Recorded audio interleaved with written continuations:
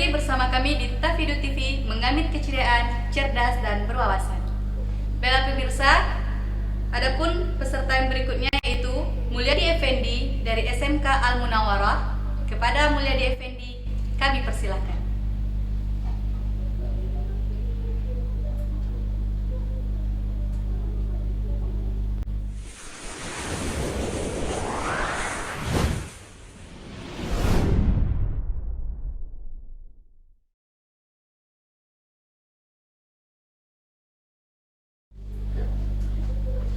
Assalamualaikum warahmatullahi wabarakatuh.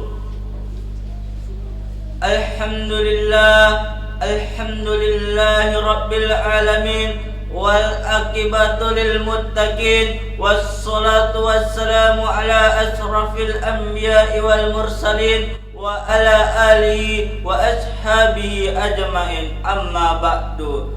Ashhadu an la ilaha illallah wa ashhadu anna Muhammadan abduhu wa rasuluhu la nabiyya ba'da. Segala puji bagi Allah yang telah memberikan nikmat dan hidayahnya kepada kita, nikmat iman, nikmat umur, nikmat kesehatan dan lain sebagainya. Namun banyak hamba-hambanya yang lupa bersyukur kepada Allah atas nikmat yang diberikan kepadanya. Ucapan ringan di lidah namun sangat berarti maknanya, yaitu ungkapan Alhamdulillah. Salawat dan salam kita hadirkan kepada junjungan Nabi besar kita, yakni Nabi Muhammad sallallahu alaihi wasallam, dengan melafazkan Allahumma salli ala Sayyidina Muhammad wa ala ali Sayyidina Muhammad. Beliau telah mengorbankan hidupnya demi untuk umatnya. Berbeda dengan pemimpin-pemimpin sekarang, ada sebagian yang mementingkan pribadinya daripada orang lain. Lantas tidak heran beliaulah yang dicintai oleh umatnya. Dalam firman Allah, Quran surah Al-A'raf ayat 157, A'udzu billahi minasy syaithanir rajim. Bismillahirrahmanirrahim. Falladzina amanu bi wa azzaru wa nasaru wattaba'un nural ladzi unzila ma'ahu ulaika humul muflihun. Maka orang-orang yang beriman kepada Nabi, memuliakannya, menolongnya, serta mengikuti cahaya yang diturunkan kepadanya, Al-Quran, maka orang-orang tersebut termasuk golongan yang mendapat keberuntungan dan kemenangan. Hadirin para pendengar rahimakumullah, berdirinya saya di sini bukan tegak menjadi patung, tapi berdirinya saya di sini ialah untuk menyampaikan ceramah singkat yang berjudul Mari Menuju Kemenangan. Ma'asrohimin rahimakumullah, Allah telah memberikan kita 3 persyaratan yang harus dilaksanakan jikalau kita ingin mendapat keberuntungan dan kemenangan. Dijelaskan dalam firman Allah, Quran surah Al-A'la ayat 14 dan 15. Bismillahirrahmanirrahim. Qad aflaha man tajakka wa dzakara rasma rabbih fasalla. Sungguh beruntunglah orang yang mensucikan dirinya, menyebut nama Tuhannya, kemudian melaksanakan salat. Al-A'la ayat 14 dan 15. Hadirin para pendengar rahimakumullah, syarat yang pertama ialah kita harus mau membersihkan tubuh dan jiwa kita. Kita harus membersihkan kotoran yang ada di dalam mulut kita. Kita harus membersihkan rambut dan mandi, memakai pakaian yang rapi dan membersihkan tempat tinggal kita. Rasulullah sallallahu alaihi wasallam bersabda, "An-nazafatu minal iman." Kebersihan adalah sebagian dari iman. Maksud dari hadis tersebut ialah iman seseorang tidak terlepas dari kebersihan. Kotor merupakan bukti bahwa kita belum sempurna. Iman menuntut kita agar selalu bersih dalam segala hal. Makan yang kita makan sehari-hari harus dari barang yang halal, tidak terdiri dari barang yang haram. Hati kita harus tidak terdiri dari sifat syirik, kufur, dengki, dan sombong. Ma'asrohimin rahimakumullah. Syarat yang kedua ialah kita selalu menyebut nama Allah dimanapun dan kapanpun, ialah zikir kepada Allah. Zikir ini berbeda dengan ibadah lainnya. Jikalau salat dilakukan 5 kali dalam sehari, jikalau zakat dilakukan setahun dalam sekali, jikalau puasa dilakukan sebulan dalam setahun, jikalau haji dilakukan sekali hanya seumur hidup. Namun zikir ini ialah perintah Allah. Dimanapun dan kapanpun kita selalu mengingat nama Allah. Ya ayyuhalladzina amanu dzkurullaha dzikran katsira. Wahai orang-orang yang beriman, perbanyaklah zikir kepada Allah. Oleh karena itu, marilah, bukanlah pekerjaan yang mudah mengingat nama Allah. Ada sebagian orang yang mengingat nama Allah ketika saat sepi dan ketika saat ramai dia ikut minum minuman mabuk-mabukan, berzina, maksiat, dan lain sebagainya. Para pendengar rahimakumullah, agar kita selalu ingat kepada Allah dalam keadaan sepi maupun ramai, kita perlu latihan-latihan atau riyadaha. Latihan-latihan ini ialah perlu, namanya yang harus ada dalam hati. Maka selesai sholat janganlah kita terburu-buru untuk berdiri. Sempatkanlah waktu untuk zikir bersama-sama. Membaca istighfar 33 kali, subhanallah 33 kali, alhamdulillah 33 kali, Allahu akbar 33 kali. Kemudian tutuplah dengan la ilaha illallah wahdahu la syarikalah, lahul mulku wa lahul hamdu, yuhyi wa yumitu wa huwa ala kulli syai'in qadir.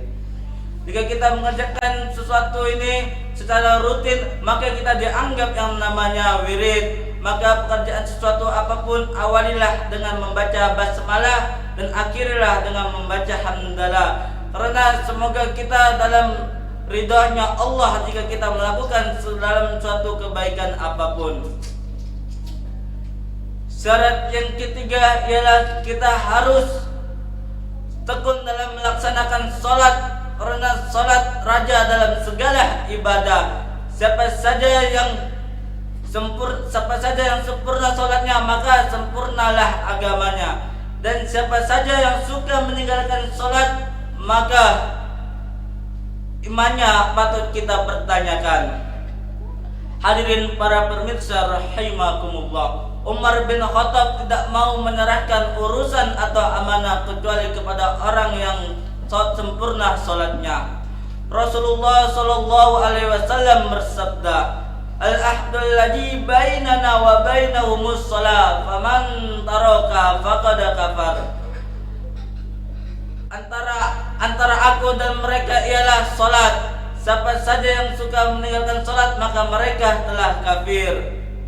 Oleh karena itu, marilah kita kerjakan salat dalam 5 waktu dalam sehari, dan kita jalankan secara khusyuk dan tawadu. Kita penuhi syarat dan rukunnya, dan dimanapun kapanpun tidak ada alasan untuk meninggalkan salat. Para muslimin rahimakumullah, Nabi SAW bersabda ketika selesai perang Badar, sahabatnya bertanya, wahai Rasulullah, apakah kita ini sudah selesai perang yang paling besar? Rasulullah menjawab, bukan wahai sahabatku, ada lagi peperangan yang paling besar, ialah peperangan menahan hawa nafsu. Oleh karena itu, wahai saudara dan saudari pemirsa rahimakumullah, marilah kita kerjakan dalam sesuatu apapun, dalam segala kebaikan. Semoga kita dalam lindungannya Allah Subhanahu wa ta'ala, dalam kasihnya dan dalam ridhonya Allah Subhanahu wa ta'ala. Baiklah, Demikianlah isi ceramah singkat saya. Apabila ada kebenaran datangnya dari Allah dan kesalahan datangnya dari saya sendiri. Saya akhiri dengan Assalamualaikum warahmatullahi wabarakatuh.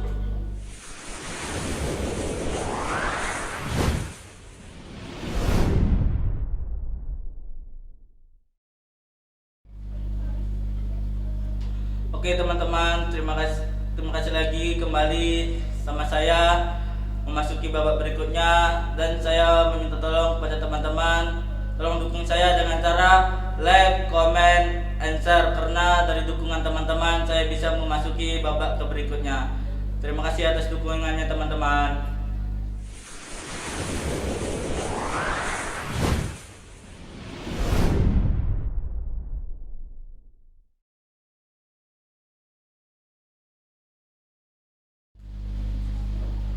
Baiklah pemirsa, tadi sudah kita saksikan penampilan dari Mulyadi Effendi dari SMK Al Munawarah. Selanjutnya kita akan mendengarkan komentator dari Dewan Juri. Kepada Pak Dawami, kami persilakan.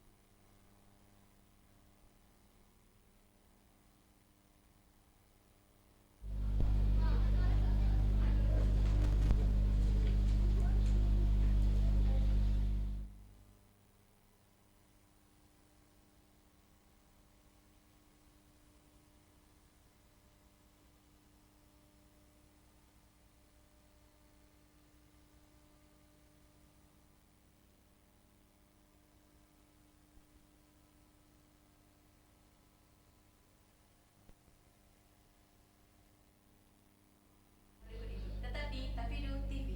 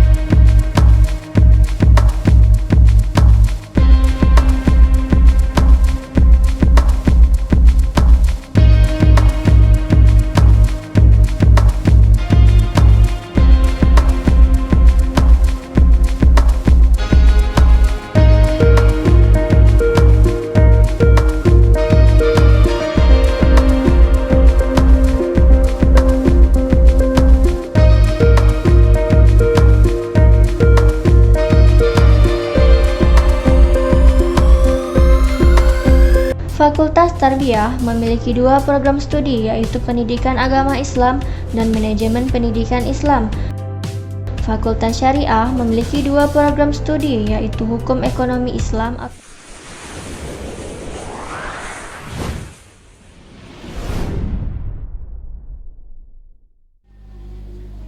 Baik, maaf pemirsa karena tadi ada sedikit kesalahan teknis. Kita kembali lagi kepada Dewan Juri yang terhormat, kepada Pak Dawami kami persilakan waktu dan tempat. Terima kasih Lailatul Husna sebagai host, kemudian pada anak-anak kami Mulyadi Effendi dari SMK Al-Munawwarah. Ya, Al-Munawwarah.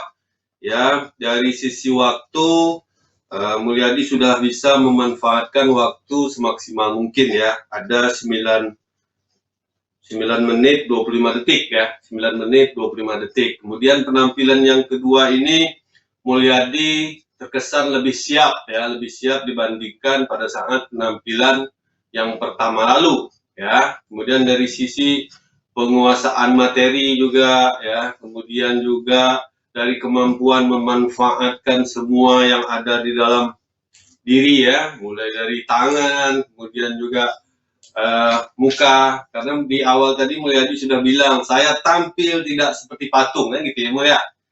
Artinya Mulyadi sudah mempergunakan itu semaksimal mungkin. Lagi-lagi Bapak bilang bahwasanya kekuatan vokal kita itu sangat tergantung pada penguasaan materi yang mau kita sampaikan. Dan Mulyadi sudah mampu untuk itu, dan Bapak berdoa semoga Mulyadi nanti mendapat dukungan yang banyak, kemudian juga bisa tampil pada tahap selanjutnya. Oke, itu komen dari Bapak dulu untuk materi dan kedalaman isi nanti disampaikan oleh Pak Denny. Pak Denny, silakan.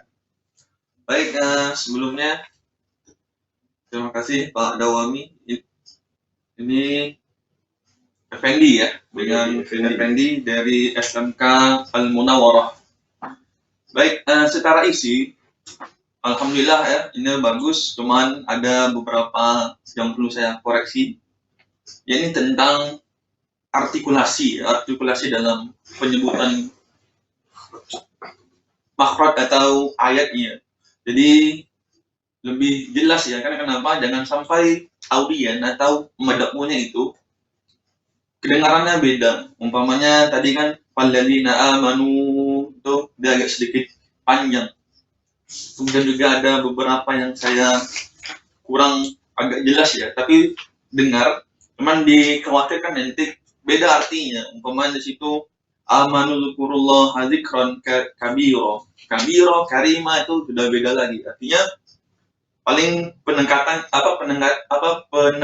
pada artikulasi dalam penyebutan ayatnya. Jadi jangan khawatir. Jadi seorang dai juga perlu menyampaikan ayat itu dengan baik dan benar, meskipun tidak ahli seorang imam sebagainya, tapi tidaknya mampu dipahami, mampu dimengerti. Selebihnya saya pikir ini cukup bagus ya, menarik. Saya pikir ada hadisnya, kemudian temanya, kemudian isinya juga jelas, singkat, dan mudah-mudahan untuk Effendi sukses selalu. Baik, terima kasih.